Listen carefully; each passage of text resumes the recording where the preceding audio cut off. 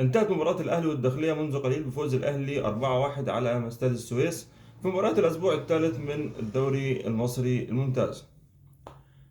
لو اتكلمنا على مميزات المباراة دي فاحنا ملناش ميزة غير كريم فؤاد. هتقولي المكسب وثلاث نقط، تمام، دول مطلوبين وكل حاجة. لكن لو بصينا للماتش، المكسب منه كريم فؤاد حتى الآن بيثبت نفسه أننا في الناحية الجناح دي مشروع ناجح للأهلي. يعني أنت الأهلي يعتبر السنة دي ما جابش لاعب في المركز ده، بصرف النظر عن برونو سافيو اللي هو دايما بيلعب صانع لعب، ما بيلعب جناح شمال. لكن الناحية دي ما الأهلي ما جابش فيها حد، ولكن اكتشاف كولر إن هو صفقة جديدة في المكان ده. كريم فؤاد. ليه كريم فؤاد صفقة ناجحة في المكان ده؟ لأن كريم فؤاد مين بيلعب معاه في نفس الناحية؟ أكرم توفيق. في نفس الوقت كريم فؤاد بيلعب جميع الأدوار في الناحية دي، سواء باك يمين أو جناح. فلو كورة مثلا اتقدم فيها أكرم مثلا، هو هيعرف يغطيه كويس، وعنده سرعة ولياقة بسم الله ما شاء الله عليه، ممكن يغطيه في الناحية اليمين. هنيجي بقى نقطة الأهلي وأبدع والكلام ده. مش الأهلي تمام أبدع وكل حاجة، بس لو بصينا للخصم، الخصم هو الداخلية. زي ما شفنا احنا الداخلية مفيش دعم كويس للفريق. خط الظهر اللاعب عنده 40 سنة محمد نجيب، مع احترامنا الكامل ليه، ابن من اللي عملوا التاريخ مع النادي الأهلي. ولكن فريق الداخلية عموما حتى الآن متشابه مع حرس الحدود ومع أسوان.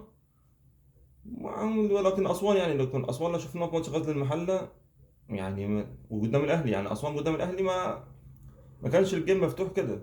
في نفس الوقت قدام المحلة ضيع فرص كتير، ولكن سوء الحظ هو اللي من عند الفرقة. هنيجي بقى نقطة التغييرات. التغييرات اللي عم تعملها الاهلي النهارده يعني تغييرات غير ناجحه.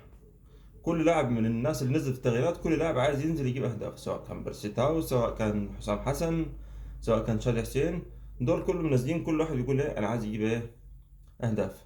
لكن من النقط المميزه اللي كنا بنتكلم عليها السنه اللي فاتت ان الاهلي، واهم نقطه حصلت في الماتش ده، ان الاهلي لازم اول ما ينزل يجيب جول.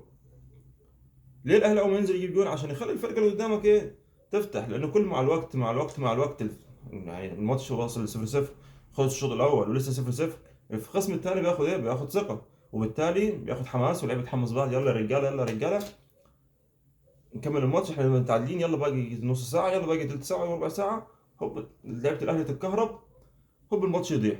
ولكن من المميزات ان انت تبدا بدري وتجيب جون بدري.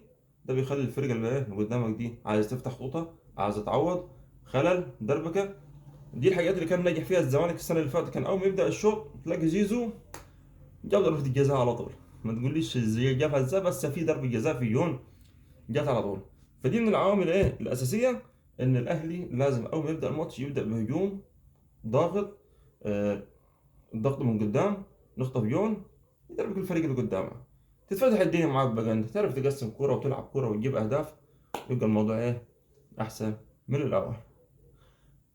سيبكم دلوقتي عشان نروح نتفرج على ماتش الزمالك. زي ما شفنا امام عاشور قاعد في المدرجات باللون الشعار الاسود، عشان الناس اللي كانت بتقول ان استبعاد فني، يا اخوانا ده مش استبعاد فني، ده استبعاد تأديبي من الاداره مش من المدرب.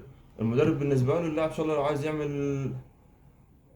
عايز يعمل اللاعب، مش هقول يعمل ايه بالظبط، هقول حاجه يعني. المهم، قرار جه من فوق، جه من الاداره ان اللاعب ده بره القائمه، وبناء عليه غير من الشعر الابيض للشعر الاسود، وقاعد دلوقتي في المدرجات اتفرج على ماتش الزمالك بالجوده بتاعته. تقريبا الجوده كده جايبينها اس دي، كانهم بيعوضوا ماتش وماتش بين الاهلي والزمالك في الكاميرات التابعه. اشوفكم على خير وفيديو جديد، والسلام عليكم ورحمه الله وبركاته.